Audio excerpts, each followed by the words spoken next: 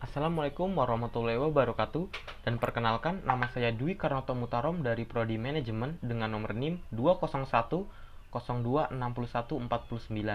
Kali ini saya akan menerangkan mengenai karya ilmiah. Pertama-tama, apa sih karya ilmiah itu? Karya tulis ilmiah merupakan kegiatan tulis-menulis yang didasarkan pada teori dan metodologi yang jelas. Dalam menulis karya tulis ilmiah, perlu memahami hakikat karya tulis ilmiah yang akan dibuat, mengingat karya tulis ilmiah termasuk tulisan akademik. Selanjutnya, hakikat dari karya tulis ilmiah. Hakikat dari karya tulis ilmiah adalah sebuah tulisan yang berisi tentang serangkaian hasil pemikiran seseorang yang biasanya diuraikan dalam bentuk laporan tertulis yang berupa makalah, artikel ilmiah, laporan akhir, tesis, dan disertasi. Selanjutnya, hal-hal yang harus ada dalam karya tulis ilmiah adalah yang pertama, alur pikiran yang dituangkan dalam bentuk notasi dan sistematis. Yang kedua, karya tulis ilmiah terdiri atas unsur-unsur angka, tabel, dan gambar yang tersusun untuk mendukung alur pikir yang teratur.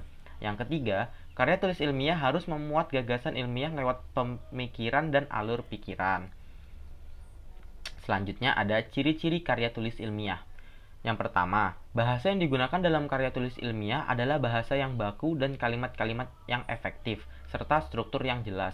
Yang kedua, struktur kajian karya tulis ilmiah sangatlah ketat, biasanya terdiri atas pendahuluan, pokok pembahasan, dan penutup. Yang ketiga, sikap penulis dalam karya tulis ilmiah adalah objektif. Nah, selanjutnya adalah tujuan dari karya tulis ilmiah.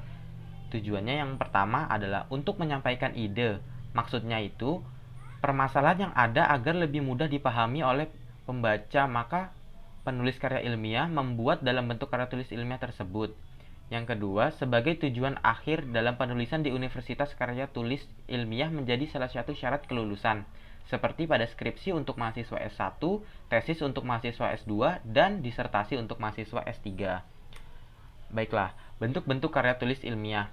Yang pertama ada artikel populer ilmiah. Artikel ilmiah populer disajikan ke hadapan massa secara populer pada media-media massa cetak dan tidak terikat secara ketat dengan aturan penulisan. Yang kedua, ada artikel ilmiah. Artikel ilmiah biasa dituliskan secara khusus, bisa pula ditulis berdasarkan hasil penelitian, semisalnya skripsi, tesis, dan disertasi, atau penelitian lainnya yang dalam bentuk praktis. Mari kita berbicara tentang disertasi. Disertasi ini merupakan paparan diskusi yang menyertai suatu pendapat juga argumen. Ketentuan dan karakteristik disertasi adalah yang pertama, bobot ilmiah yang tinggi dan orisinalitas tulisan harus sangat orisinal. Yang kedua, proporsi kemandirian penulis yaitu 90%, serta peran dosen pembimbing yaitu 10%. Dan yang ketiga, pemaparan dominan secara analitis. Yang kedua ada tesis. Tesis adalah jenis karya tulis ilmiah yang bobot ilmiahnya lebih dalam dan tajam dibandingkan skripsi. Tesis ditulis berdasarkan pada metodologi penelitian dan metodologi penulisan, di mana standarnya digantungkan pada institusi, terutama si dosen pembimbing. Selanjutnya ada skripsi. Skripsi adalah karya tulis ilmiah mahasiswa untuk melengkapi syarat mendapatkan gelar sarjana S1. Karakteristik skripsi yaitu adalah skripsi merupakan karya ilmiah sehingga diperlukan metode ilmiah dalam penelitiannya. Yang kedua, hasil penelitian yang dikaji berdasarkan fenomena yang terdapat di masyarakat.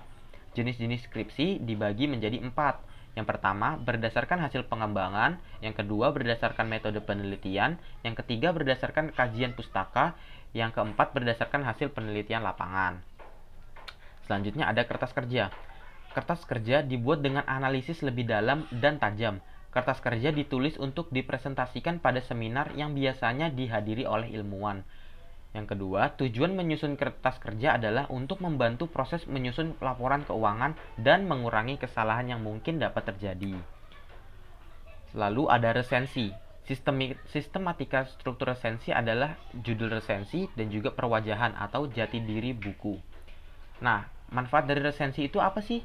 Yang pertama, sebagai bahan pertimbangan. Yang kedua, memiliki nilai ekonomis. Dan yang ketiga, sebagai sarana promosi buku. Selanjutnya, yaitu tahap dan teknik pembuatan resensi. Itu bisa menggunakan teknik cutting dan gluing, teknik focusing, dan teknik comparing.